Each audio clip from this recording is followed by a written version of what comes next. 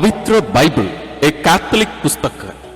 The Bible is Catholic. यह सुनकर आपको जरूर लग रहा होगा कि यह कोई कंट्रोवर्सी है, मतलब यह सही शिक्षा नहीं है। लेकिन मैं उस वाक्य को दोहराना चाहूंगा। पवित्र बाइबल एक कैथोलिक पुस्तक है और कैथोलिक कलीसिया ही हम यदि कहें तो पवित्र बाइबल पर आधारित जीने वाली, संचालित होने वाली एक कलीसिया है तो वो कैथोलिक कलीसिया। हम इसी विषय पर हम मनन करेंगे। यदि आप एक गैर कैथोलिक विश्वासी हैं तो आप जरूर इस बात को पूर्ण रूप से सुनिएगा, समझिएगा। शायद आपका विश्वास प्रभु यीशु में और पवित्र वचन पढ़ने की जो तरीका है उसमें सुधार आ सकता है। आप कुछ नया सीख सकते हैं। और यदि आप एक कैथोलिक हैं तो जरूर पूरा वीडियो देखिएगा, तो आपको पूर्ण रूप से इस महान रहस्य को आप समझ पाए। और जब आप पर दोष लगाया जाता है कि कैथोलिक लोग बाइबल से उनको कुछ लेना देना नहीं है, आप इसका जवाब दे नहीं पाए। उसके लिए केवल नहीं, आपका विश्वास और भी गहरा हो सकता है। तो इसलिए पूरा वीडियो देखिएगा। तो आइए हम प्रारंभ करते हैं। हम कैसे कह सकते हैं कि पवित्र बाइबल एक कैथोलिक पुस्तक है? वही द बाइबल इज कैथोलिक।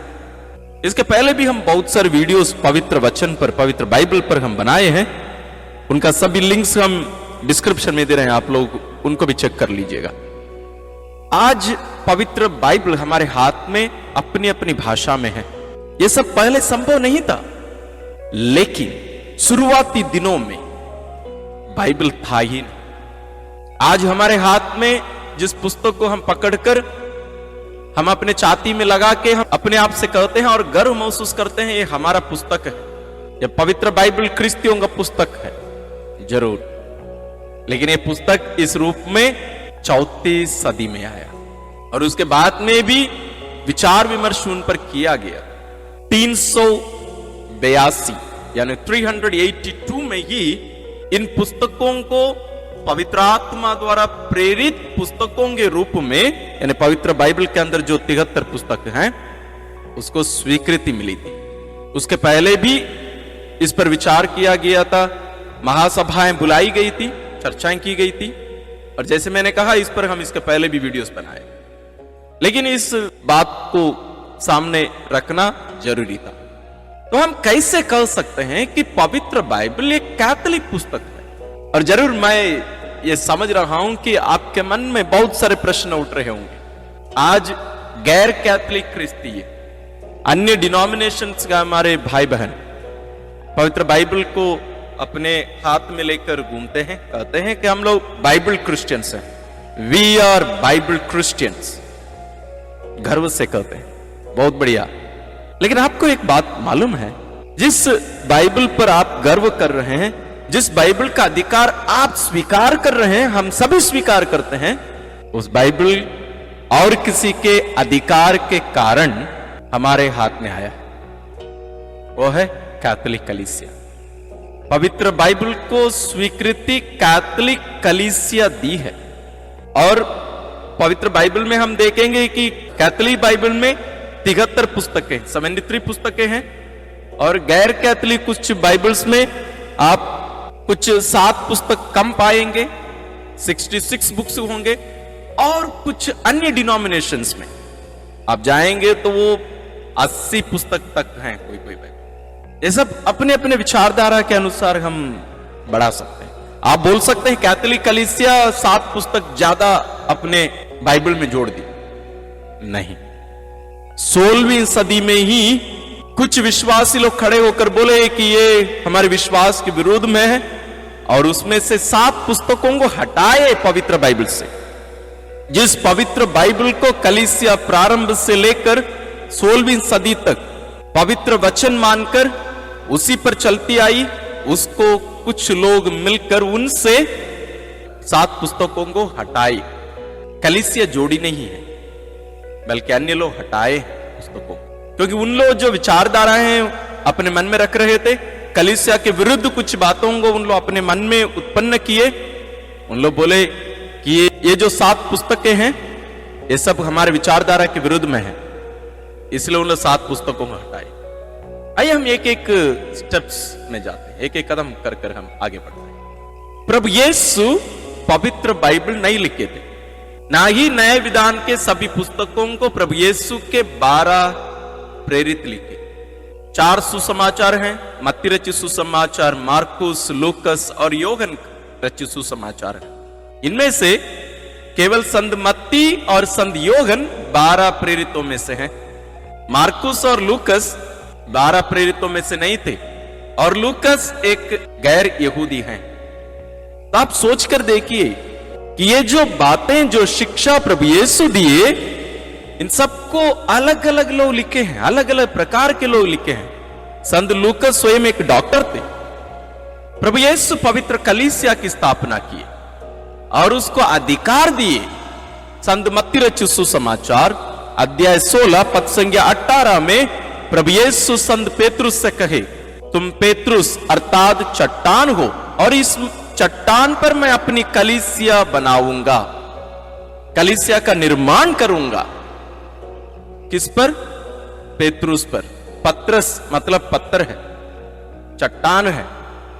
उस चट्टान पर अपनी कलीसिया का निर्माण करने के बारे में प्रभु यीशु उस दिन घोषणा किए, और उस समय से लेकर वो कार्य प्रारंभ कर चुके थे। और वही यीशु अपने शिष्यों से, अपने प्रेरितों से कहे थे, दुनिया के अंत तक मैं तुम्हारे साथ हूं, मैं तुम्हारे साथ हूं। और वही यीशु इन प्रेरितों को बांधने और निकालने का भी अधिकार दिए।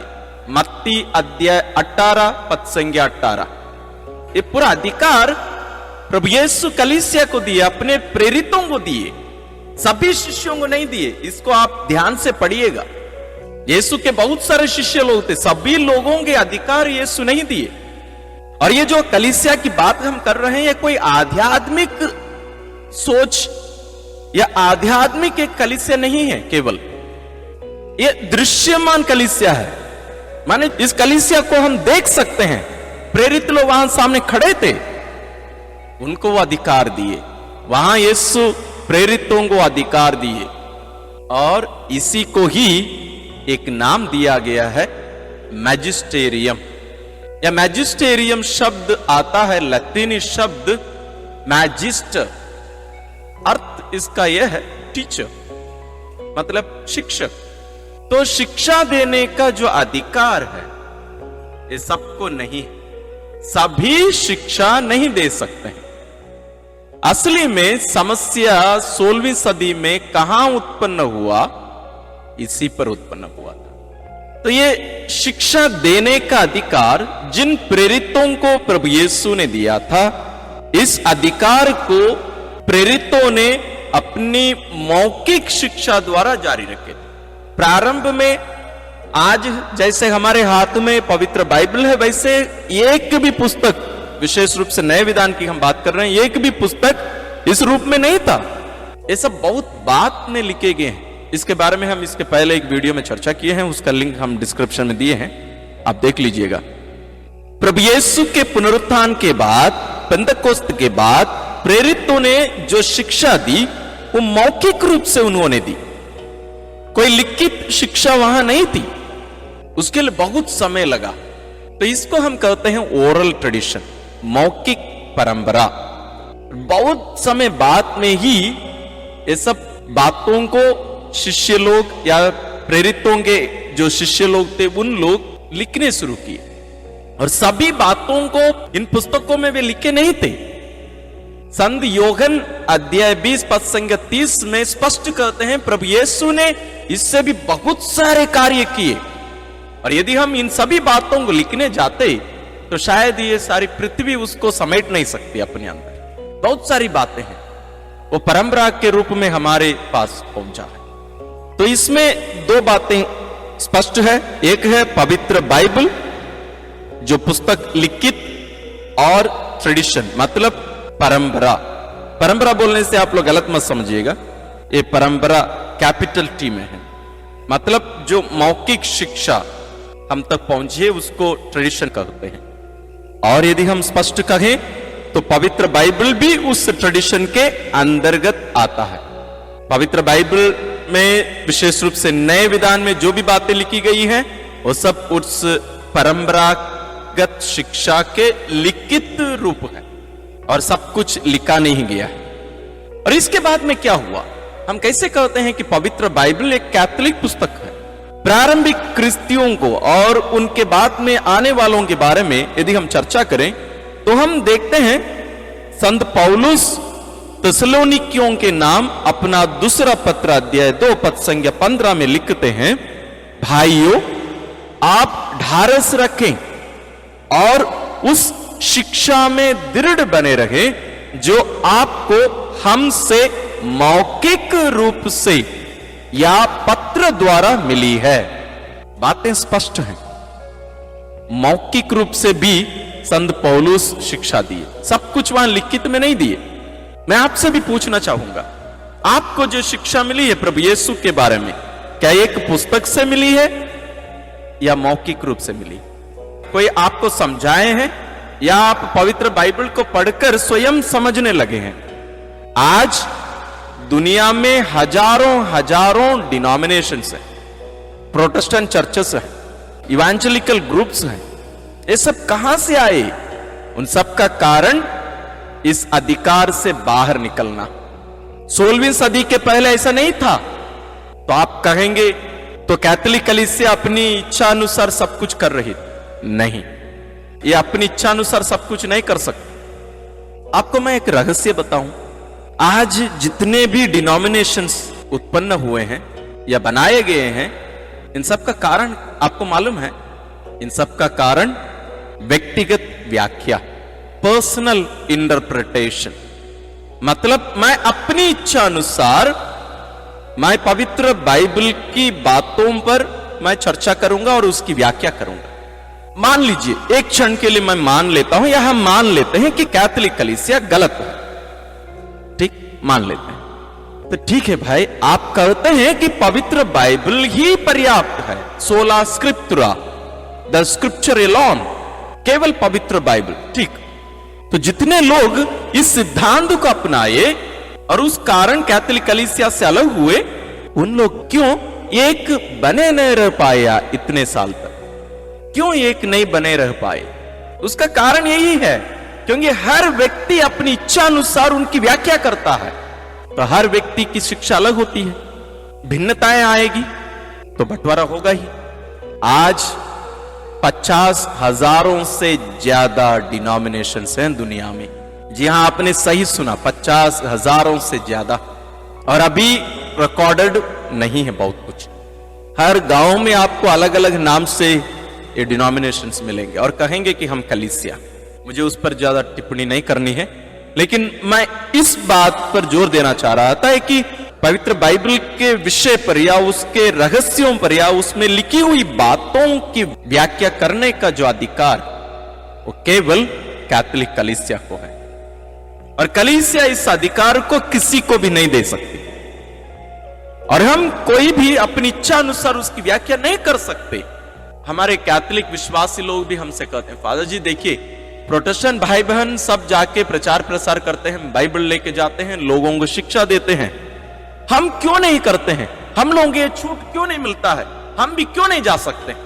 जरूर आप भी जा सकते हैं और जाना भी चाहिए, लेकिन एक कैथोलिक पुरोहित के मार्गदर्शन में ही आप उसको कर सकते हैं।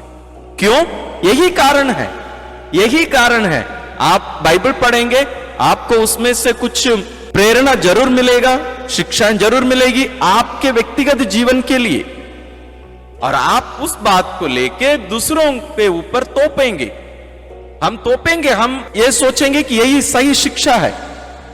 और हमारे कलीसिया के अंदर भी वो बंटवारा नहीं होना चाहिए, इसलिए कलीसिया इस पर सतर्क रहती है और हमारे लोक धर्मियों से कहती है कि यदि आप भी इस लाइन में, आपको करना चाहिए प्रचार प्रसार, लेकिन उसके लिए आपको ट्रेनिंग लेना पड़ेगा। मैं आपको जानकारी देना चाहता हूं, हमारे कैथोलिक कलीसिया के अंतर्गत भी आप हिंदी में, अंग्रेजी में और अन्य भी बहुत सारी भाषाओं में आप भी ट्रेनिंग ले सकते हैं। सेमिनरी में आप भी पढ़ सकते हैं, शायद आपको ये जानकारी नहीं होगी। केवल पुरोहित बनने वाले हमारे भाई लोग ही केवल सेमिनरी में पढ़ने की जरूरत नहीं है, आप भी जाके वहां सेमिनरी में पढ़ सकते हैं। और मेरे कुछ फेवरेट ऑथर्स बहुत सारे लोग हैं जो वास्तव में वे पुरोहित नहीं हैं, लोकधर्मी हैं, लेकिन उन लोग इसका अध्ययन किए, उन्हें वो अधिकार उन्हें भी मिला है। मतलब कलीसिया क्या सिखाती है उन्हें उसकी जानकारी है। तो इसलिए कलीसिया वास्तव में इसमें सतर्क रहती है। इसी कारण कलीसिया बीच में बाइबल को जलाई भी है, जी हां, और बाइबल को चेन करके भी रखी है। यह दोष हमारे ऊपर लगाया जाता है कैथोलिक कलीसिया के ऊपर, यह जरूर हुआ है। क्यों हुआ? उसका कारण यह था क्योंकि पवित्र बाइबल को लेकर लोग अपनी इच्छानुसार उसमें परिवर्तन करने लगे। उसका जो अनुवाद किया गया था उसका कोई मापदंड नहीं था, कोई मान्यता कलीसिया से नहीं ली गई थी। लोग अपनी इच्छानुसार उसमें बातें जोड़ते गए। आप सोचिए, आज पवित्र बाइबल के अनुवाद करने का, ट्रांसलेट करने का अधिकार किसी को भी दे दें हम, और कलीसिया उसको चेक नहीं करेगी, तो आपको लगता है कुछ साल बाद ओरिजिनल बाइबल मिलेगा हमें? वास्तव में बाइबल में क्या लिखा हुआ था आपको लगता है कुछ सदी बाद में लोगों को पता चलेगा? नहीं। इसी कारण उस समय ऐसी गलतियां की गई थी, इसलिए कलीसिया उन गलत बाइबलों की कॉपियों को लेके जलाई।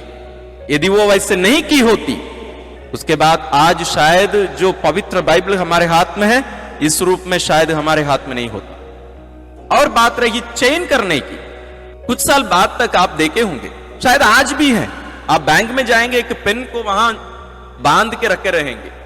क्यों? नहीं तो हम महान लोग हैं, हम अपने जेब में डाल के उसको चल देंगे। पब्लिक बूथ सब आप लोग देखे होंगे, आजकल मोबाइल है, पहले क्या था, पब्लिक बूथ सब हुआ करता था, उसको क्या करते थे, चेन में बांध के रखते थे। क्यों? उसको उठा के ले चलते लोग। और हम बात कर रहे हैं पवित्र बाइबल की। प्रारंभ में ये प्रिंटिंग प्रेस सब नहीं था, ये हमारे मठवासी महान संतों का कार्य था। उन लोग बैठकर इतने बड़े पुस्तक को अपने हाथों से लिखे, और ये बहुत मूल्यवान पुस्तक अभी भी है, तब ज्यादा मूल्य था क्योंकि कॉपियां बहुत कम मिलती थी। इसलिए पब्लिक जगह पर रखते हैं तो उसको चेन करके रखते थे, ताकि कोई उठाकर अपने घर ना ले चल दे या ले जाके ना बेचते हैं किसी के पास। यही कारण, इसलिए कलीसिया को ही यह अधिकार है। और पवित्र बाइबल की, जैसे मैं कह रहा था, 382 में ही है हुआ था, उसको हम कैनन कहते हैं। इसके बारे में जैसे मैंने कहा, हम इसके पहले भी एक वीडियो बनाए हैं, उसको देखकर आप समझिएगा। और 15वीं सदी में जब आज जैसे हमारे पास प्रिंटिंग प्रेस है, वास्तव में आज जैसे है वैसा नहीं है, कंप्यूटराइज्ड सिस्टम नहीं, इसके पहले जैसे था, उसका आविष्कार किया गया था प्रिंटिंग प्रेस का 15वीं सदी में। उसके पहले बाइबल की प्रतियां लोग तक, यानी बड़े बड़े व्यक्ति तक या डायसिस में बड़े जगह पर कैसे पहुंचता था? जैसे मैंने कहा था, ये मठवासी लोग अपने हाथों से लिखे, वे ना केवल हाथों से लिखे, उसको उसमें ड्राइंग भी किए, उसको सुंदर बनाने के लिए अपना समय व्यतीत किए। बहुत सारे लोग अपना पूरा जीवन उसी के लिए अर्पित कर दिए थे।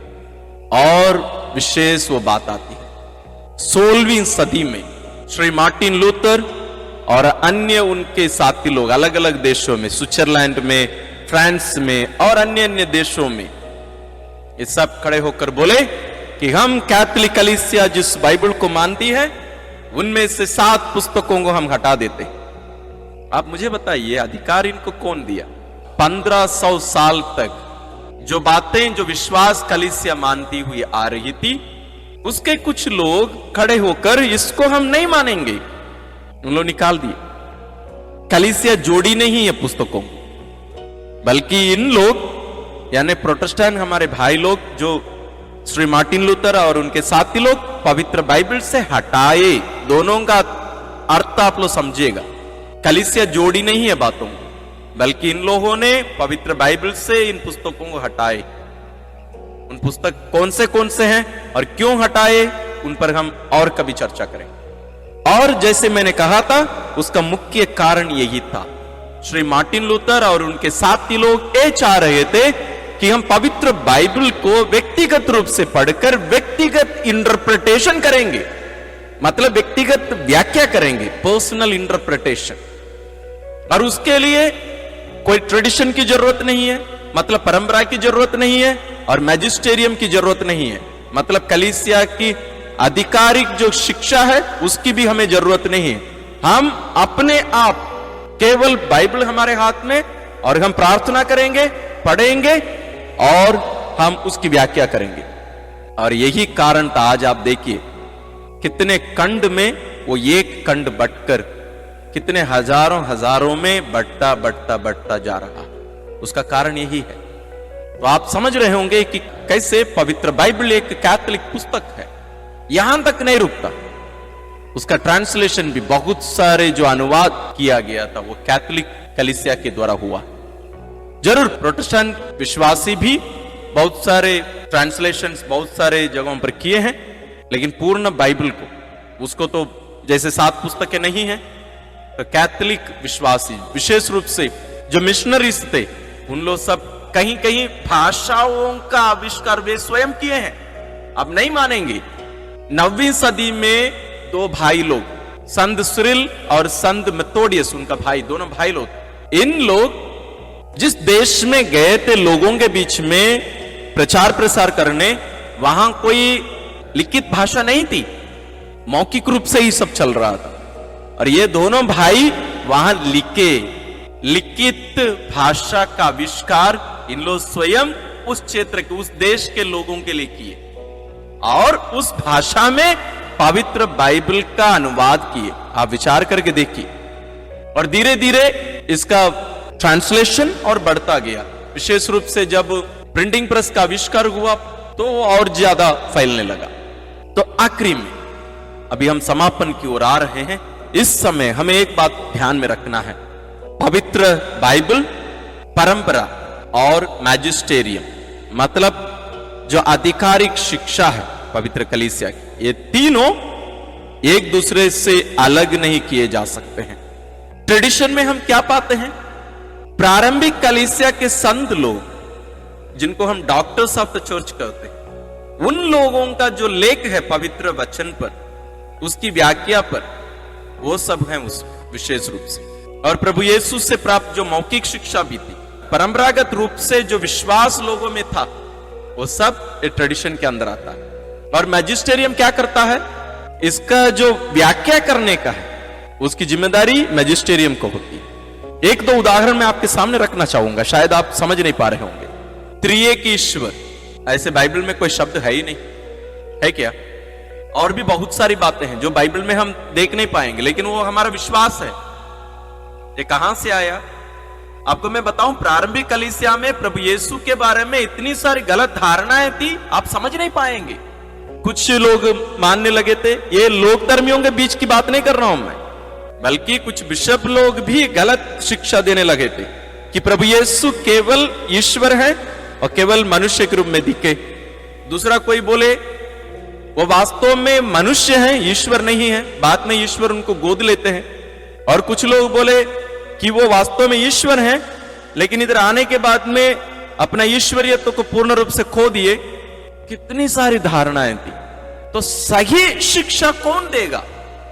आज हम सभी क्रिस्ती है, यीशु को ईश्वर मानते हैं, लेकिन बाइबल में कई कई जगहों की बातों को हम पढ़ेंगे तो हो सकता है वो उसका विपरीत है। कभी कभी यीशु कहेंगे कि पिता मुझसे बड़े हैं, लेकिन वास्तव में नहीं।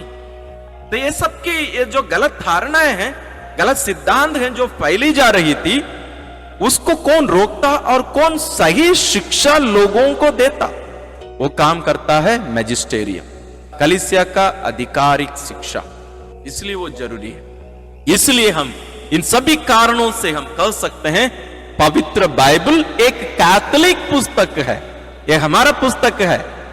इसलिए इस पर हम गर्व करें, इसको मनाएं, अपनाएं और इसके बारे में शिक्षा हम दूसरों को भी दें। विशेष रूप से कैथोलिक विश्वासियों को आप जानकारी दीजिए।